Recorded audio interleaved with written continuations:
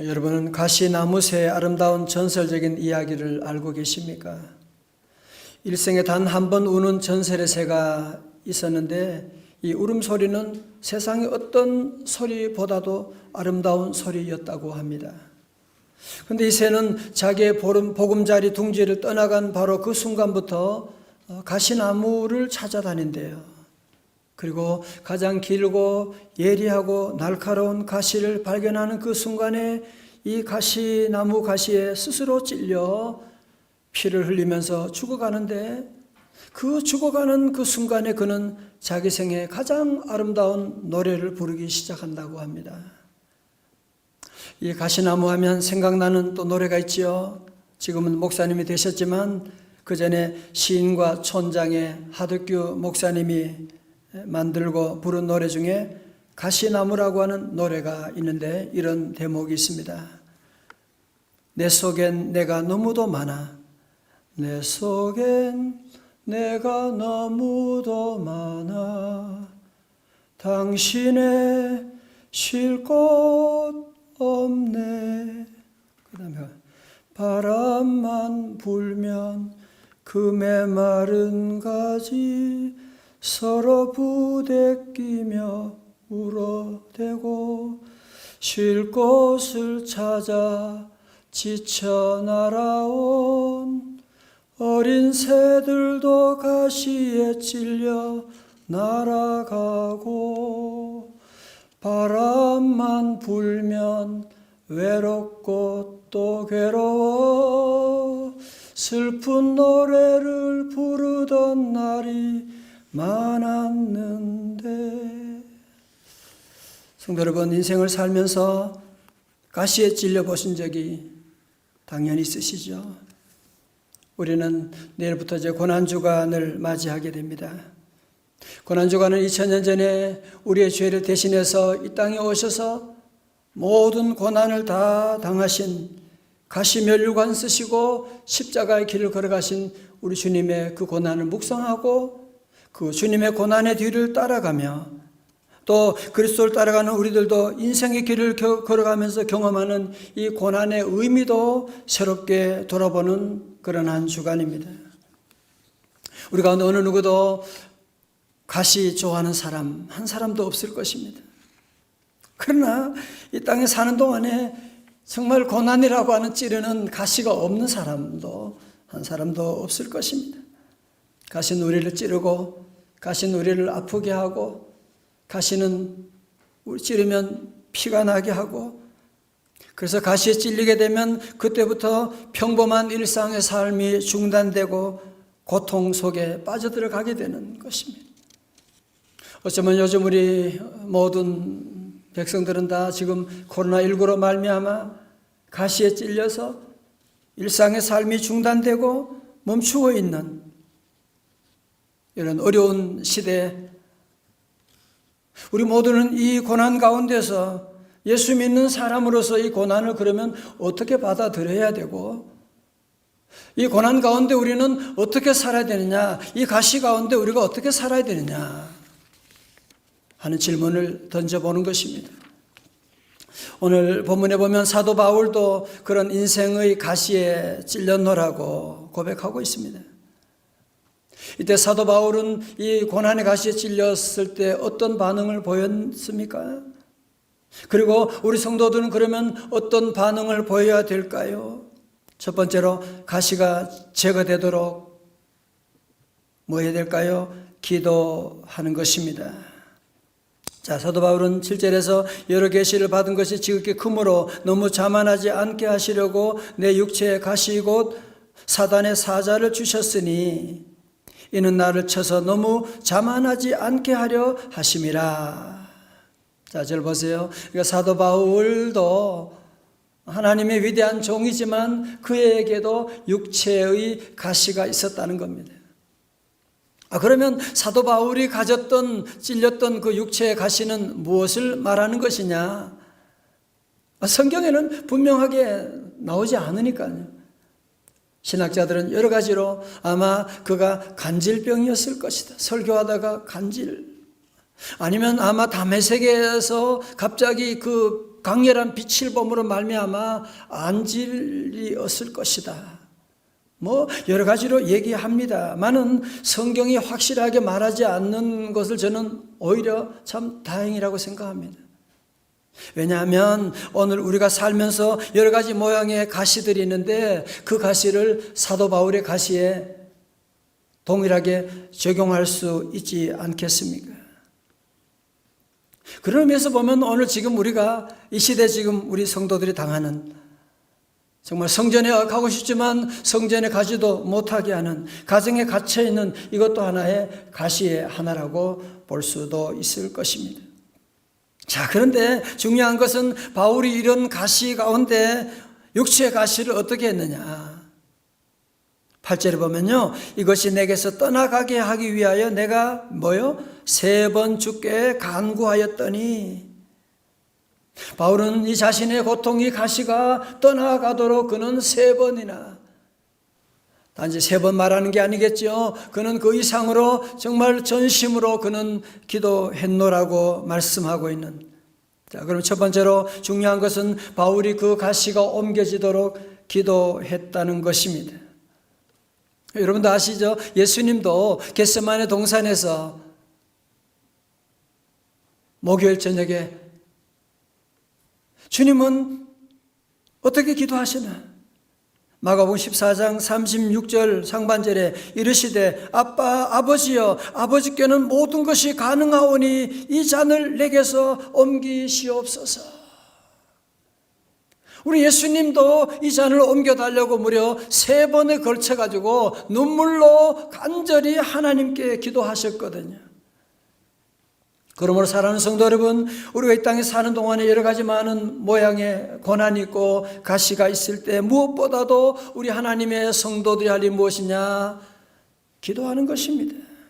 야고보서 5장 13절도 너희 중에 고난당하는 자가 있느냐? 그는 뭐 할 것이요? 기도할 것이요. 즐거워하는 자가 있느냐? 그는 찬송할지니라고 말씀하고 있는. 그래서 고난 가운데 우리 성도들이 할 일은 무엇이냐? 무엇보다도 우리는 하나님께 기도하는 것이. 여러분 가운데 어느 날 갑자기 가시에 찔렸다. 혹은 이 나를 괴롭히는 가시가 오랫동안 빠져나가지고 있지 않고 있다. 정말 어디에서 찔른지 모르겠어. 이 가시가 내 마음을, 내 몸을 찌르고 있을 때 우리가 할 일은 무엇이냐면 걱정하고 염려하는 것이 아니라 기도하는 것입니다. 이번 우리 3월 특세 할 수 없는 상황이었는데 그래도 4월 온라인으로 가정특별 새벽 집회를 열게 되고 우리 성도들이 정말 정성을 다해서 가정마다 아니 외국에서도 이번 집회에 들어와서 함께 은혜 받으면서 함께 기도하는 사실은 기도할 수 없는 상황이잖아요. 그럼에도 성도들이 함께 몸부림치면서 기도의 자리를 지키고 자녀들과 함께 기도하고 어려운 위기 가운데 우리가 할 수 있는 일이 뭐가 있어요? 뭐 한번 얘기해 보세요. 걱정이 무슨 의미가 있어요? 정치인들 비난하는 게 무슨 의미가 있어요? 우리를 도우실 분은 하나님밖에 없는 줄로 믿습니다.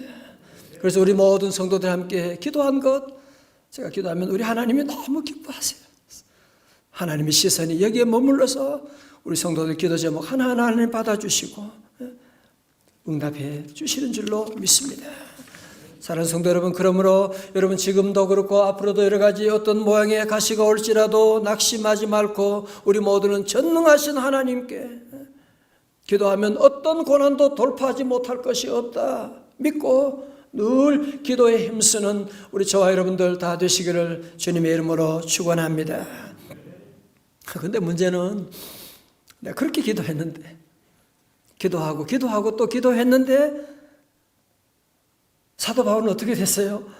하나님께서 9절 상반절에 보니까 나에게 이르시기를 내 은혜가 네게 족하도다 그러시면서 사도 바울이 기도한 것대로 응답을 주시지 않고 육체의 가시가 떠나지 않았다는 거예요. 자, 성도 여러분, 우리도 그럴 때가 얼마나 많아요, 그죠? 아마 기도 응답보다도 응답받지 못한 게 훨씬 더 많을 거예요. 내가 그렇게 기도했는데 고난이 옮겨지지 않았다. 그 고난의 가시가 나를 지금도 계속 괴롭힌다. 그러면 어떻게 해야 돼요? 두 번째로 가시의 의미를 발견하는 것입니다. 자, 7절 다시 볼까요? 사도 바울이 자신의 육체의 가시를 뭐라고 설명하느냐 하면 여러 계시를 받은 것이요. 같이 읽어요. 7절 시작. 여러 계시를 받은 것이 지극히 크므로 너무 자만하지 않게 하시려고 내 육체의 가시 곧 사탄의 사자를 주셨으니 이는 나를 쳐서 너무 자만하지 않게 하려 하심이라. 아멘. 자, 먼저 우리가 정리할 것이 하나 있어요. 지금 바울이 있는 육체의 가시, 그 정체가 무엇이냐?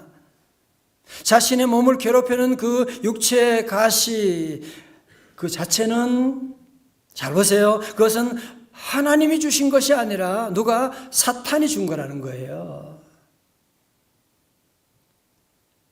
분명히 사탄의 사자다. 영어로 a messenger of Satan. 사탄의 사자다. 세번역에서는 사탄의 하수인이다. 그렇게 번역을 하고 있는데요.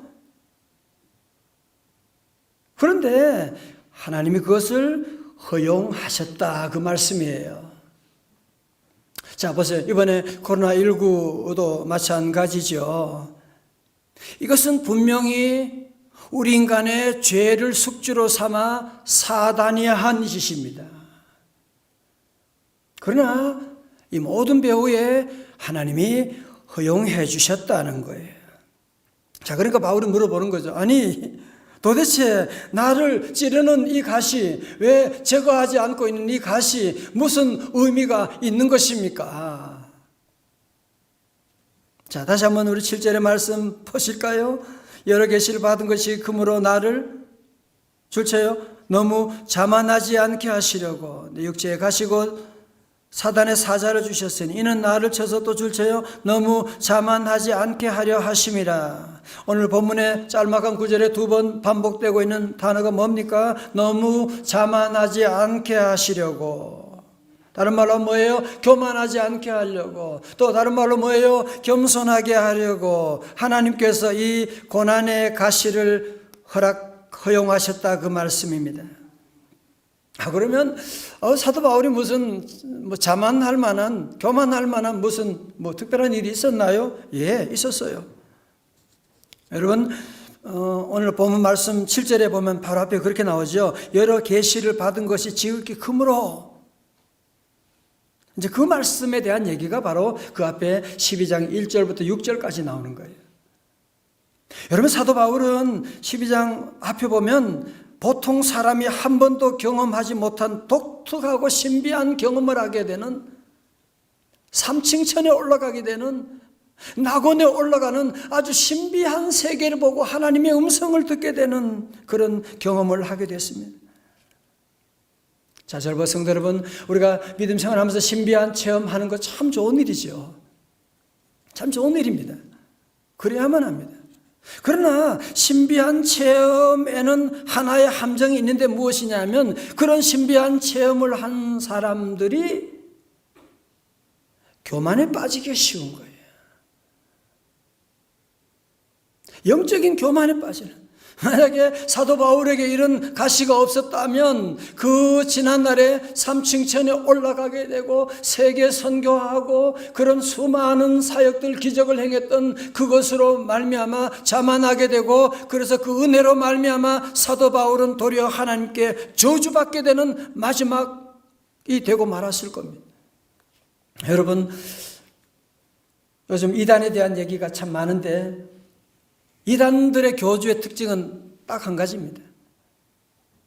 자기 나름대로 무슨 신비한 체험이 다 있어요.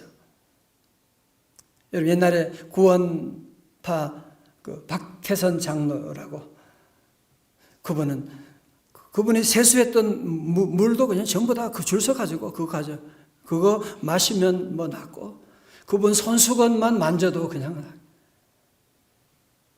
그랬던 분인데 결국은 어떻게 돼요? 교만해지게 되는, 그래서 이단이 되는 거예요. 통일교 문선명도 지가 예수 동생이라 그러고,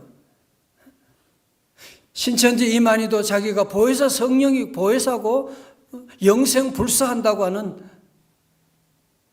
여러분, 그래서 이단들의 특징이 뭐냐면은 자기의 인간을 다 신격화시키는, 그래서 이단이 마지막으로 그렇게 하나님으로부터 저주받게 되는 것이거든요. 그래서 베드로전서 5장 5절에 하나님은 교만한 자를 대적하시되 겸손한 자들에게는 은혜를 주십니다. 할렐루야. 그래서 하나님의 은혜는요, 이 겸손이라고 하는 그릇에 담기는 거예요. 겸손이라고 하는 그릇에 담기지, 교만하게 되면 모든 복이 다 쏟아져 나가는 거예요. 그러므로 성도 여러분, 기억하십시오. 고통이 정말 우리를 힘들게 하지만 고통이 우리를 망하게 하는 것은 절대로 아니라 교만이 우리의 삶을 망하게 하는 것입니다. 기업도 마찬가지입니다. 세계적 경제학자 짐 콜린스가 2010년에 출판한 위대한 기업은 다 어디로 갔을까 해서 몰락하는 기업의 5단계에서 1단계가 뭐냐? 성공으로부터 자만심이 생겨나는 단계예요. 2단계는 원칙 없이 더 많은 욕심을 내는 단계. 다 똑같아요. 기업도 마찬가지고 우리 개인도 마찬가지고 다 자만하게 되면, 인간관계도 마찬가지죠. 지가 뭐 좀 잘나고 혼자 자만하면 인간관계도 다 끝나버리게 되는 것이거든요. 여러분, 그래서 좋은 자동차에는 좋은 브레이크가 있어야 되는 거예요. 마찬가지로 하나님 은혜 받은 성도들에게는 교만하지 아니하도록, 저에게도 마찬가지, 여러분에게도 교만하지 않도록, 자만하지 않도록 하나님께서 이 고통이라고 하는 브레이크를 하나님이 주신 거예요. 그래서 우리는 그것마저도 우리는 감사해야 되거든요. 사도 바울은 가시 가운데도 이 놀라운 의미를 발견하게 되고 얼마나 기뻤겠습니까? 2차 세계대전 당시에 그 악랄한 아우슈비츠 포로 수용소, 유대인들을 죽도록 만들어 놓은 그 포로 수용소에서 무려 3년 동안 수없이 죽어가는 사람들을 보면서 그 사람들을 관찰했던 한 사람이 있었습니다. 그는 오스트리아에서 태어난 유대인으로 신경학자이며 심리학자인 빅터 프랭클로 수용소에서 관찰해 보니까 죽을 수밖에 없는 그런 상황인데 이상하게 살아남은 사람들이 공통점이 하나가 있더라는 거예요. 그게 뭐냐? 살아가야 될 의미를 잃어버리지 않는 사람. 그런 사람은 끝까지 살아남더라고 하는 얘기를 하면서 이분이 수용소에 나와서 후에 이것을 토대로 사람의 마음을 치료하는 요법인 의미치료 로고테라피라고 하는 것을 창시해서 그분이 이제 많은 의료, 큰 정신치료에 큰 공헌을 한 것을 알 수가 있습니다. 사실 그렇죠. 의미만 우리가 안다면, 그죠? 내가 지금 고생하지만, 내가 임신해 이렇게 몸이 불편하고 있지만 이 아기가 곧 태어날 것 생각하면 이게 무슨 부끄럽고 힘든 게 뭐가? 여러분, 그래서 의미라고 하는 것이 너무너무 중요한 거예요. 여러분, 지금 비록 고난 가운데 있지만, 가시 가운데 있지만 기도함으로 하나님의 그 놀라운 의미를 다 발견할 수 있기를 주님의 이름으로 축원합니다. 의미를 깨닫게 되면 더 이상 그 가시가 마이너스 요인이 아니라 플러스 요인이 되는 거예요. 그 가시 때문에 나는 더 기도하는 거야. 그 가시 때문에 나는 더 하나님 앞에 바로 서 나가고 늘 조심하게 되고 나가는 거죠. 세 번째로, 가시에 대한 무엇이 중요하냐? 반응이 중요합니다. 자, 우리 고린도후서 12장 9절의 말씀 같이 읽어봐요. 시작. 나에게 이르시기를 내 은혜가 네게 족하도다. 이는 내 능력이 약한 데서 온전하여 짐이라 하신지라. 그러므로 도리어 크게 기뻐함으로 나의 여러 약한 것들에 대하여 자랑하리니 이는 그리스도의 능력이 내게 머물게 하려 함이라. 아멘. 출처요. 도리어 크게 기뻐함으로. 10절에 그러므로 내가 그리스도를 위하여 약한 것들과 능욕과 궁핍과 박해와 곤고를 뭐하노니? 기뻐하노니. 다 같이요. 이는 시작. 이는 내가 약한 그때의 강함이라. 할렐루야. 그전에 가시 때문에 너무너무 힘들었어요. 하나님, 제발 이 가시만 제거해 주세요. 나 가시 때문에 목회 못하겠어요. 그랬는데 이 가시의 의미를 깨닫고 나니까, 이 가시의 놀라운 가시 가운데 이것이 나를 망하게 하는 것이 아니라 하나님의 능력이 머무는 수단이라고 하는 것을 깨닫고 나니까 사도 바울은 어떻게 해요? 도리어 기뻐하게 되는 거예요. 와, 내가 그 가시 없었더라면 아마 내가 망해가지고 저주받은 지옥에 갔을 텐데. 하나님 감사합니다. 감사합니다. 이제 나를 자만하지 않게 하기 위해서 하나님의 능력이 내게 머물게 하시는, 그래서 가시에 찔려도 뭐요? 괜찮아. 도리어 나는 기뻐하기로 했노라고 하는 것이 바로 사도 바울의 고난에 대한 결론이었던 것입니다. 요절 말씀 야고보 1장 2절의 말씀 다 같이요. 시작. 내 형제들아 너희가 여러 가지 시험을 당하거든 온전히 기쁘게 여기라. 아멘. 그렇습니다. 여러 가지 고난이 왔을 때도 불구하고 우리는 고난만 보는 것이 아니라 고난 후에 다가올 놀라운 하나님의 은혜를 바라보며 온전히 기뻐하라. 온전히 기쁘다는 말은요, 원어로 보면 그냥 기쁨이 아니라 기뻐 춤을 추라고 하는 그런 말이거든요. 여러분, 사실 우리 가운데 고난의 가시가 찔렸을 때에 난 너무 기뻐하고 I am so happy 그렇게 할 사람이 얼마나 되겠습니까? 물론 감정적으로는 그게 받아들여지지 않지요. 그죠? 감정적으로는 너무 힘들지요. 그러나 우리의 삶이 감정에 따라가는 것이 아니라 하나님의 우리는 말씀을 따라가는, 말씀이 우리의 삶의 기준이 되니까, 비록 가시가 아프게 하지만, 비록 가시의 모든 것들을 내가 다 알 수는 없지만 그럼에도 불구하고 이 가시보다 그 배후에 하나님의 선하신 목적과 유익이 있다고 하는 것을 알고서, 이 가시야말로 하나님의 능력이 머무는 수단이잖아 하는 것을 알고서 나는 기뻐하리라. 감정은 따라오지 않지만 의지적으로 나는 기뻐하리라 결단하는 거죠. 제가 자주 쓰는 영화 가운데 하나가 있죠. Motion changes emotions. 여러분, 우리 안에 있는 여러 가지 많은 감정들, 여러분 절대로 감정에 따라 살면 인생은 망합니다. 여기 예수 믿을 사람 한 사람도 없지. Motion changes. Motion controls emotions. Motion creates emotion. 여러분, 그래서 우리 성도들은 항상 감정이 아니라 말씀이 기준이 되고 말씀을 따라 살아갈 수 있기를 주님의 이름으로 축원합니다. 여러분, 이제 바울에게 가시가 더 이상 바울을 아프게 할 수 없는 이유가 있습니다. 그것은 죄 없으신 우리 예수님께서 우리 대신 가시 면류관을 쓰시고 십자가 위에 달려 돌아가시기 때문입니다. 마태복음 27장 29절에 가시관을 엮어 그 머리에 씌우고 갈대를 그 오른손에 들리고 그 앞에서 무릎을 꿇고 희롱하여 이르되 유대인의 왕이여 평안할지어다 하며, 면류관은 왕관이고 승리자에게 주는 것입니다.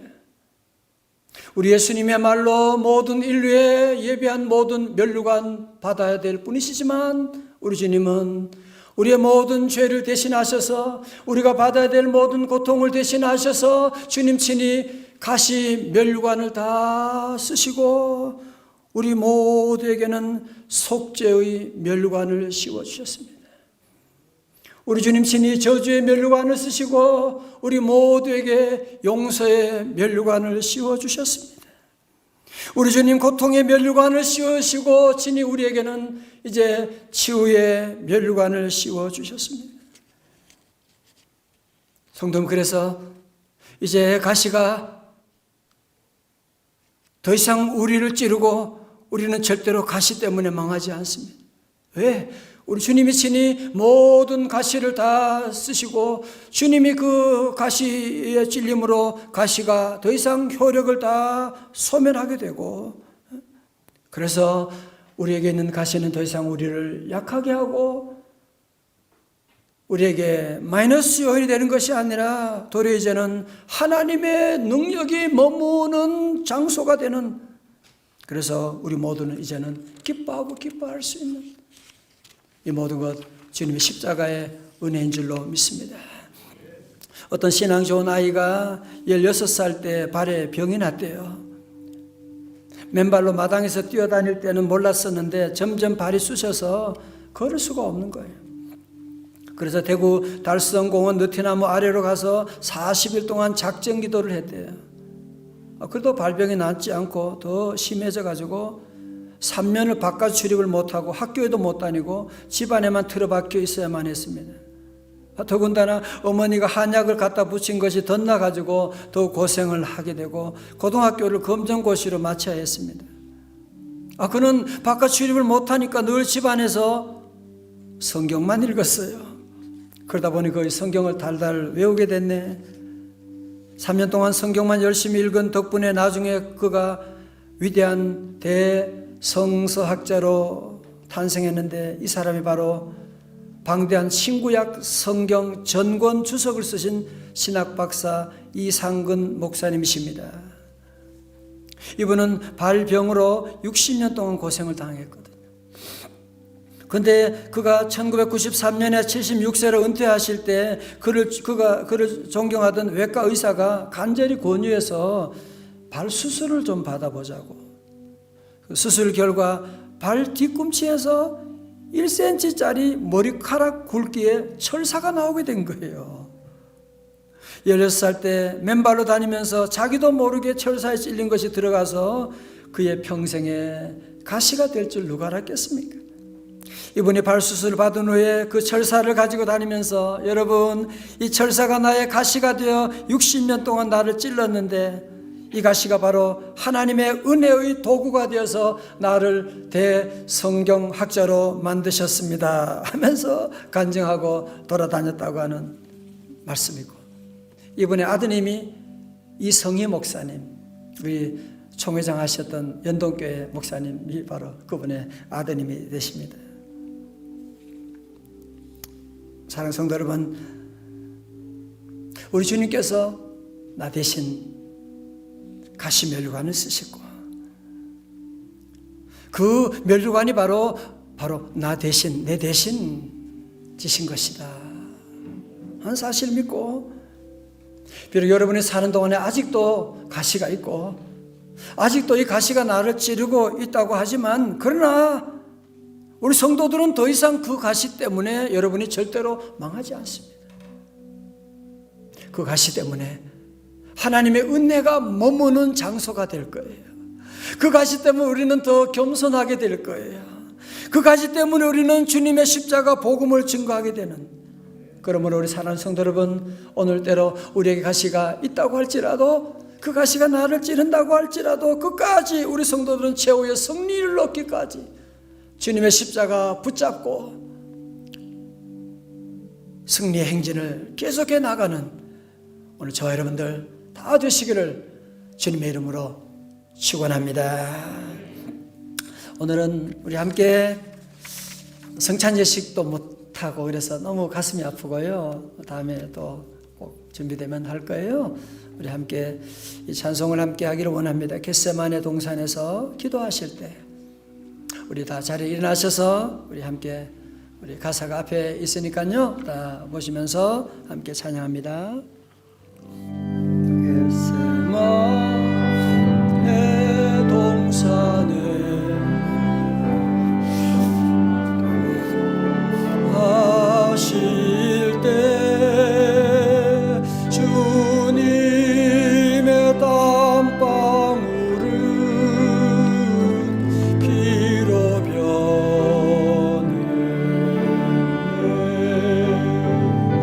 하나님을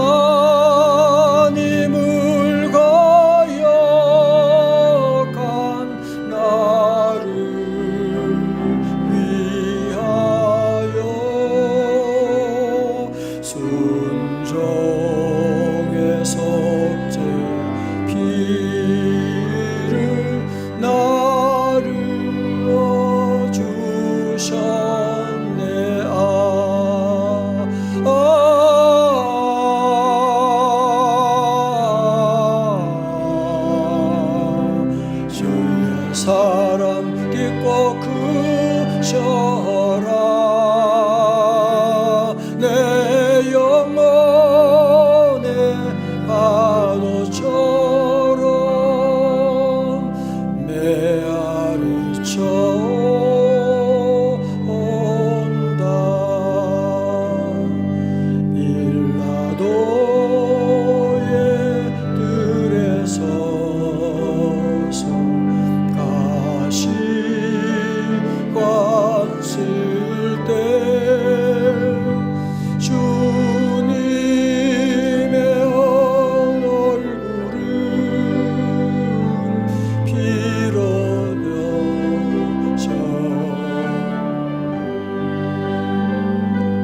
온 인류의 저주를 속하시려고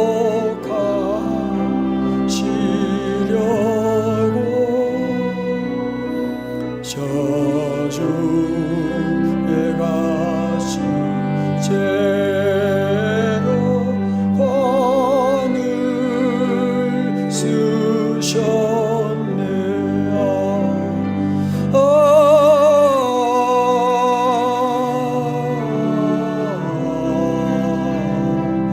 그의 사랑 깊고 크셔라. 내 영혼의 파도처럼 메아리쳐 온다. 빌라도의 군인들 때리 채찍에 찢어져 피로 물든 주님,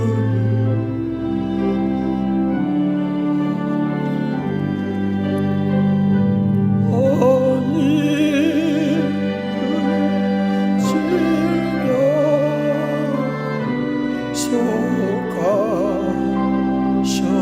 속하셨으니 치료의 강에서 넘쳐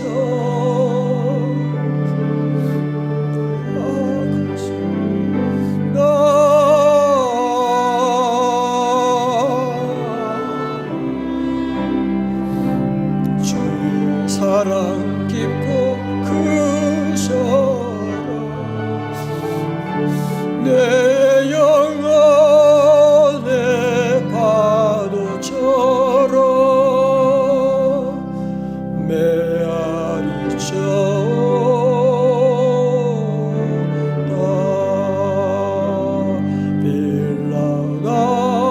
빌라도의 십자가 달리신 주,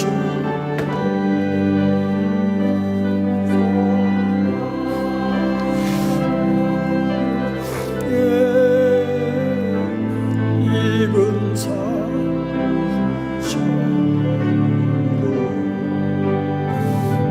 온몸에 불과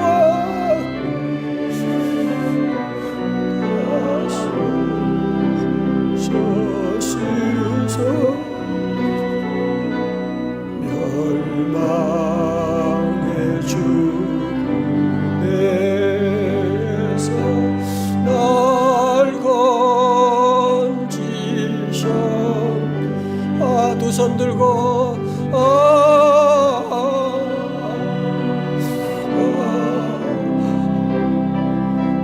주의 사랑 깊고 크셔라.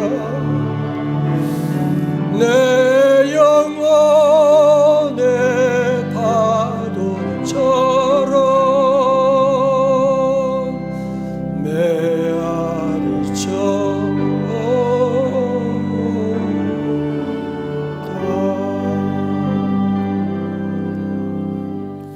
아버지 하나님, 우리도 말 못할 여러 모양의 가시들이 있습니다.